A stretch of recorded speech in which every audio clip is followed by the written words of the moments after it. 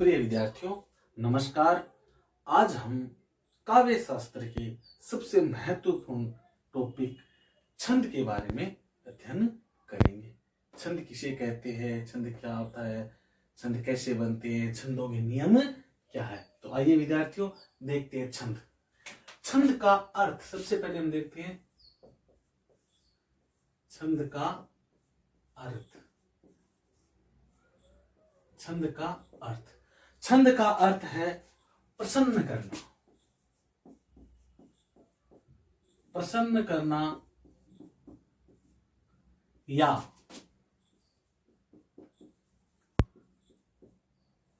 बांधना। छंद का अर्थ होगा प्रसन्न करना, बांधना या आच्छादित करना।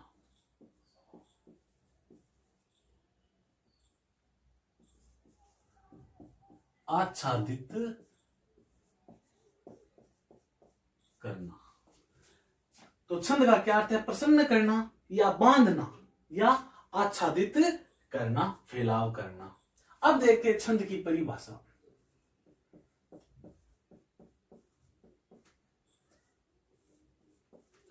परिभाषा, छंद की परिभाषा में देखते हैं कि ऐसी रचना, ऐसी रचना जिसमें, ऐसी रचना जिसमें यति, गति, लय, तुक, चरण, मात्रा, गण आदि नियमों का ध्यान रखा जाए उसे छंद कहते हैं। परिभाषा क्या हुई? ऐसी रचना जिसमें यति, गति, लय, तुक, चरण, मात्रा, गण आदि का ध्यान रखा जाए, आदि के नियमों का ध्यान रखा जाए। यानी ऐसी रचना जिस रचना को करते समय यति कहाँ होती है, गति कैसे होती है, लय क्या है, तुक कैसे लगता है, चरण कैसे बनते हैं, मात्राएं कैसे लगती है और गण कैसे निर्धारित होते हैं, इन नियमों का ध्यान रखा जाए, उस रचना को छंदोबद्ध रचना कहते हैं। और इन नियमों को क्या कहा जाता है? छंद कहा जाता है। आचार्य पिंगल को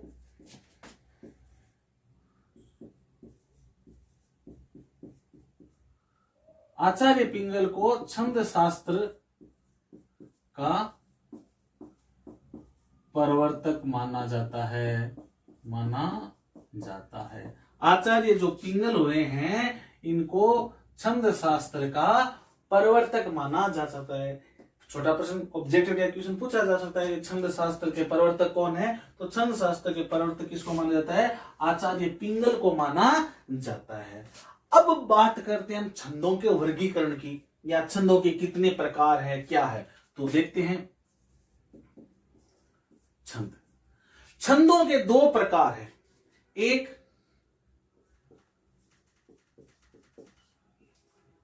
वर्णिक छंद और दूसरा मात्रिक छंद। एक वर्णिक छंद और दूसरा मात्रिक छंद। छंदों के प्रकार पूछे जाए तो हमें कितने प्रकार बताने? दो प्रकार बताने हैं, वर्णिक और मात्रिक। अब इसको हम एक सारणी के माध्यम से समझने की कोशिश करेंगे, सारणी के माध्यम से समझने की कोशिश करेंगे। तो क्या हुआ? एक नंबर हुआ वर्णिक, दूसरा हुआ मात्रिक। वर्णिक के भी भेद किए गए हैं। एक सम, दूसरा अर्धसम और तीसरा विषम। तीसरा विषम। अब इसमें बात करते हैं मात्रिक में, तो मात्रिक में भी 3 भेद किए गए हैं। सम,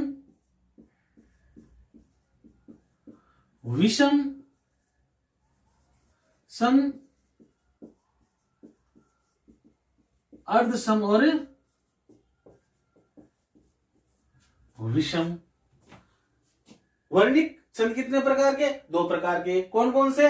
वर्णिक और मात्रिक। ऐसे छंद जिनमें वर्णों को गिना जाता हो, वर्णों को ध्यान में रखा जाता हो, उसको वर्णिक छंद कहते हैं। ऐसे छंद जिन छंदों को में मात्राओं का ध्यान रखा जाता है, उसको मात्रिक छंद कहा जाता है। अब देखो, वर्णिक को भी 3 भागों में बांटा गया है, सम, अर्धसम और विषम। और मात्रिक को भी सम, अर्धसम और विषम। सम किसे कह सकते हैं?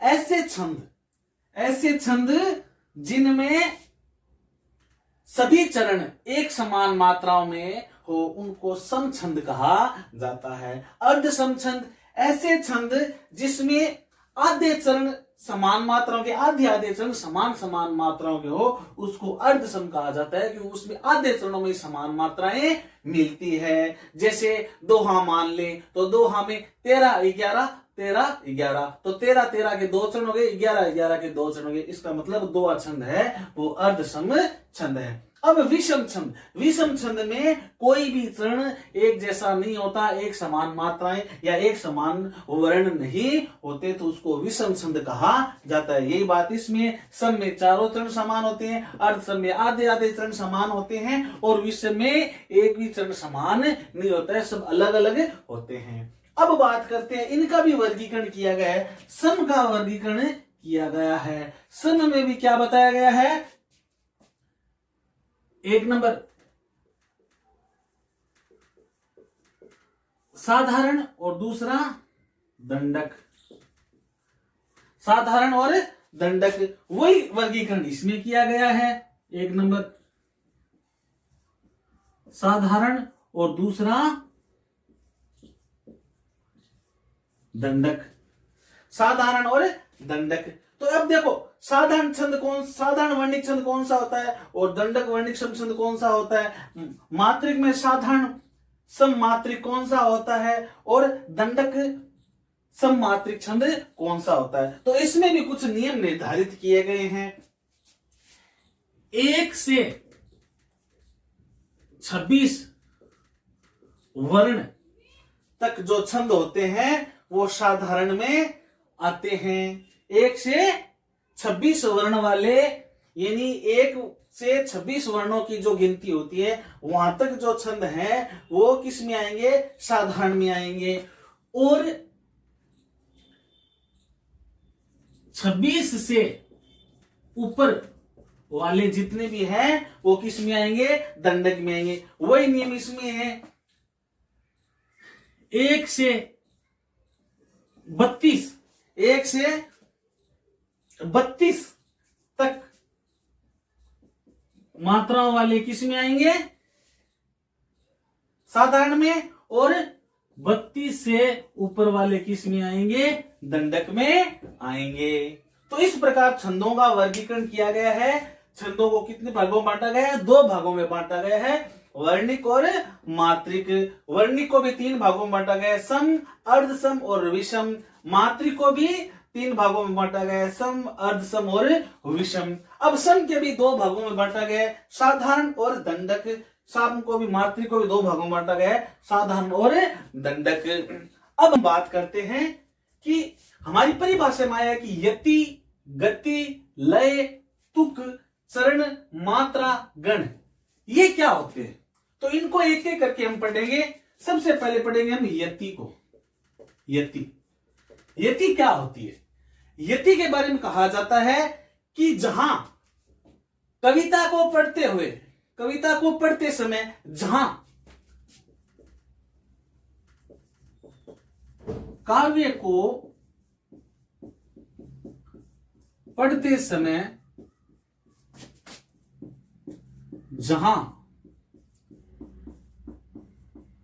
विश्राम लिया जाता है। काव्य को पढ़ते समय जहां विश्राम लिया जाता है उसको यति कहते हैं। जैसे एक छोटा सा उदाहरण पढ़ते हैं, रामायुध अंकित ग्रह रुक गए, शोभा वर्णी ना जाए, वापिस रुक गए, नव तुलसी का वृंद तह, वापिस रुक गए, नव तुलसी का वृंद तह। तो ये जो रुकना है इसको क्या कहेंगे, यति कहा जाता है। जैसे जय हनुमान ज्ञान गुण सागर, रुक गए, जय कपीत्यु लोक उजागर, तो वापिस रुक गए। इस रुकने को, इस विश्राम को ही क्या कहा जाता है, यति कहा जाता है। अब बात करते हैं हम गति की, कि गति किसे कहा जाता है। काव्य को पढ़ते समय जहां आरोह अवरोह होता है, उतार चढ़ाव होता है, उसको क्या कहा जाता है, गति कहा जाता है। काव्य को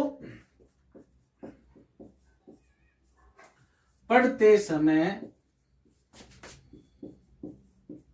जहां आरोह अवरोह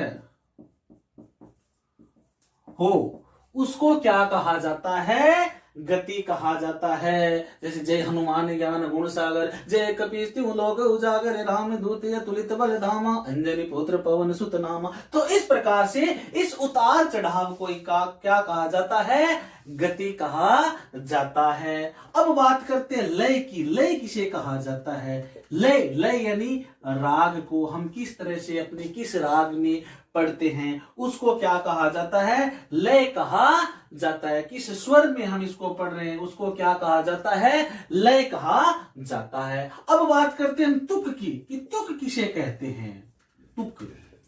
तुकबंदी, ये जब कोई नया कवि बनता है तो सबसे पहले इस नियम पर ध्यान जाता है कि सबसे पहले हमें तुकबंदी आनी चाहिए। तो तुक क्या कहा जाता है, तुक प्रत्येक चरण के अंत में जो समान वर्ण मिलते हैं उसको ही तुक कहा जाता है। उसको जैसे श्री गरु चरण सरोज रज, निजमन मुकुर सुधार, वर्णो रघुवर बिमल जसो, जोदायक फले चार।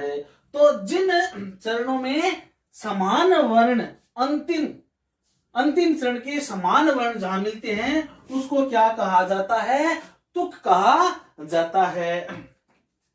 अंतिम वर्ण को मिलने को क्या कहा गया है, तुक कहा गया है। जैसे जय हनुमान ज्ञान गुण सागर, तो रे आ गया, जय कपीत्यु लोक उजागर, तो क्या आ गया, रे आ गया। तो इसको ही क्या कहा जाता है, तुक कहा जाता है। अब बात करते हैं चरण की। चरण किसे कहते हैं। प्रत्येक कविता में अलग अलग चरण होते हैं, अलग अलग पंक्तियां होती हैं, उन चरणों के नियम निर्धारित होते हैं। जैसे हम चौपाई की बात करते हैं या दोहा की बात कर लेते हैं। एक छोटा सा उदाहरण लेते हैं, जैसे कोई रही मन धागा प्रेम का मत तोड़ो छिटकाई। तो ये क्या हुआ, ये एक चरण हो गया, ये दो चरण हो गया। इस प्रकार से छंद में 4 चरण, 2 चरण, 4 चरण, 8 चरण, 6 चरण होते हैं। उसको क्या कहा जाता है, चरण या पद कहा जाता है। बात करते हैं कि मात्रा किसको कहा जाता है। मात्रा काव्य को पढ़ने में उच्चारण में लगने वाले समय को मात्रा कहा जाता है। काव्य को पढ़ने में, कविता को पढ़ने में जिन वर्णों का उच्चारण में जो समय लगता है उसको क्या कहा जाता है, मात्रा कहा जाता है। ये भी 2 प्रकार की होती है, एक लघु और दूसरी गुरु। लघु और गुरु। लघु एक समय लगता है, इसका प्रतीक है ये लघु, और गुरु का है ये लघु और गुरु, यानी 1 और 2। कम समय लगा तो वहां लघु, और ज्यादा समय लगा वहां पर। अब हम बात करते हैं गण की, कि गण किसे कहते हैं, गण किसे कहते हैं। तो गण में 3 वर्णों के व्यवस्थित 3 वर्णों के व्यवस्थित समूह को गण कहा जाता है। 3 वर्णों का जो व्यवस्थित एक समूह होता है, एक शब्द होता है, उसको क्या कहा जाता है, गण कहा जाता है। 3 वर्णों के व्यवस्थित समूह को गण कहा जाता है। गण कितने प्रकार के होते हैं, गण 8 प्रकार के होते हैं। 8 प्रकार के होते हैं। गण कितने प्रकार के होते हैं, 8 प्रकार के गण होते हैं। और इन 8 प्रकार के गणों और इनकी मात्राओं को याद करने का हमारे हिंदी में एक सूत्र बना हुआ है। क्या बना हुआ है, देखो, ये मा ता रा च भान से ले गा, ये माता राज भान सलगा, ये माता राज भान सलगा, ये सूत्र बना हुआ है। इस सूत्र के माध्यम से हम सभी 8 गणों को याद रख सकते हैं और उन जो 3 वर्णों के जो समूह बनेंगे उनमें किस प्रकार मात्रा निर्धारण होगी उसको भी हम आसानी से याद रख सकते हैं। तो देखो एक एक करके पढ़ते हैं इनको। 1 नंबर पर ये, तो ये से कौन सा हो गया, ये गण, यगण। अब देखो यगण में मात्राएं कैसे गिनेंगे, तो इसके लिए मात्रा निर्धारण का नियम है, लघु गुरु गुरु गुरु, लघु गुरु लघु लघु लघु और गुरु। तो देखो यगण में क्या है, लघु गुरु गुरु, यानी लघु फिर उसकी 2 मात्रा गिन लेंगे, गुरु गुरु। दूसरा देखते हैं, यगण हो गया। दूसरा है मगण, मगण, सिर्फ एक वर्ण यहां से उठाना है और पीछे गण लगाना है। तो मगण में मात्रा का क्या है, मगण में देखो, मगण के बाद में गिरो, गुरु गुरु गुरु, तो मगण में क्या है, गुरु गुरु और गुरु है। अब बात करते हैं अगला, तो अगला कौन सा है, तय, तो तय से हो गया तगण। तगण में क्या है, गुरु गुरु लघु, तो गुरु गुरु और लघु। इस प्रकार से मात्रा याद हम रख सकते हैं। अगला क्या है, 4 नंबर रगण, रगण, तो रगण में क्या है, गुरु लघु गुरु, तो गुरु लघु और गुरु। अब बात करते हैं अगले की। अगला कौन सा है, रगण के बाद में जगण, जगण, तो जगण में देखते हैं लघु गुरु लघु, तो लघु गुरु और लघु। इस प्रकार से मात्रा निर्धारण होगा। अब अगला देखते हैं जगण के बाद में भय, तो भगण, भय, भगण में क्या नियम है, भगण में क्या है, भगण में देखो गुरु लघु लघु, तो गुरु लघु लघु। अगला देखते हैं भय के बाद में न है, तो क्या आएगा, नगण, तो नगण में क्या है, नगण, तो लघु लघु और लघु, तो लघु लघु लघु, नगण में लघु लघु है। नगण के बाद में क्या है, सगण, तो सगण, सगण में क्या है, लघु लघु और गुरु, तो लघु लघु और गुरु। इस प्रकार से हम इनका अर्थ हुआ लघु और गुरु। तो इस प्रकार से हम 8 गणों को कौन कौन से होते हैं, उनमें मात्रा निर्धारण कैसे होता है उसको भी हम आसानी से याद रख सकते हैं। तो समझ में आया गण किसे कहते हैं, 3 वर्णों के व्यवस्थित समूह को गण कहा जाता है। और गण कितने होते हैं, 8 प्रकार के होते हैं। और इन 8 को याद रखने का एक सूत्र बना हुआ है, ये माता राज भान सलगा। तो इस प्रकार से हम इनको 8 गणों को याद भी रख सकते हैं और इनका जो मात्रा निर्धारित है उनको भी हम आसानी से याद रख सकते हैं। देखते हैं कि छंदों में मात्राओं का निर्धारण कैसे किया जाता है। छंद में मात्रा का निर्धारण क्या है, मात्रा किस प्रकार से गिनी जाती है, किस प्रकार नियमों का ध्यान रखा जाता है। तो सबसे पहले तो हमें ये ध्यान रखने की बात है कि मात्रा हमेशा स्वरों पर लगती है, स्वरों पर लगती है या स्वरों की गिनी जाती है। सबसे पहले तो यह है कि मात्रा निर्धारण में, मात्रा गिनने में हमें यही ध्यान रखना है कि मात्रा में हमें कभी वर्णों को नहीं गिनना है, मात्रा में लगे स्वरों को गिनना है। तो मात्रा हमेशा स्वरों पर लगती है या स्वरों की गिनी जाती है। इसके अलावा दूसरा नियम क्या है, अगर किसी इसमें ह्रस्व स्वर की एक मात्रा, ह्रस्व स्वर की जैसे ए ई उ और री, तो ह्रस्व स्वर की हमेशा इसमें एक मात्रा लगेगी, एक मात्रा लगेगी, जिसको हम क्या कहते हैं, लघु कहते हैं। एक मात्रा लगेगी ह्रस्व स्वर की, यानी ए ई उ और री की एक मात्रा गिनी जाएगी या लघु गिना जाएगा। दूसरा है दीर्घ, दीर्घ स्वर। तो दीर्घ स्वर में क्या है, इसमें जैसे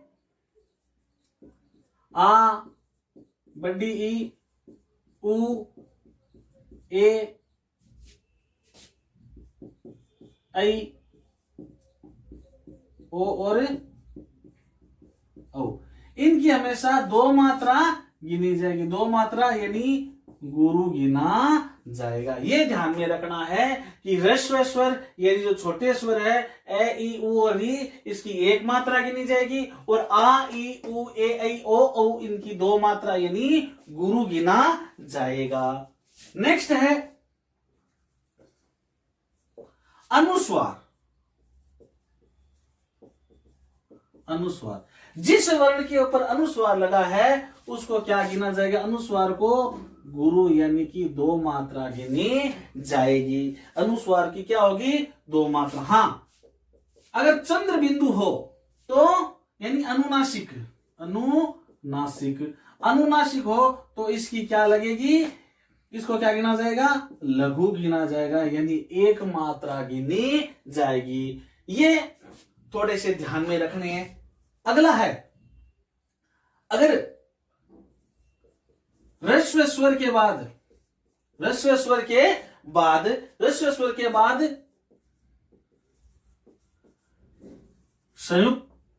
संयुक्ताक्षर यानी कोई संयुक्त अक्षर आ जाए, विसर्ग आ जाए,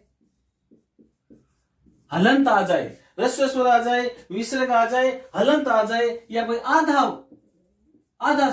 वर्ण आ जाए, तो वहां पर ह्रस्व स्वर का क्या गिना जाएगा, गुरु गिना जाएगा। यानी ह्रस्व स्वर के तुरंत बाद कोई संयुक्त अक्षर या विसर्ग या हलंत या आधा वर्ण आ जाए तो वहां क्या है, ह्रस्व स्वर का भी क्या गिना जाएगा, गुरु गिना जाएगा, यानी दो मात्राएं गिनी जाएगी। ये थोड़ा सा ध्यान में रखना है। तो मात्रा निर्धारण के ये थोड़े से नियम है, इन नियमों के ध्यान में रखते हम छंदों को याद रख सकते हैं।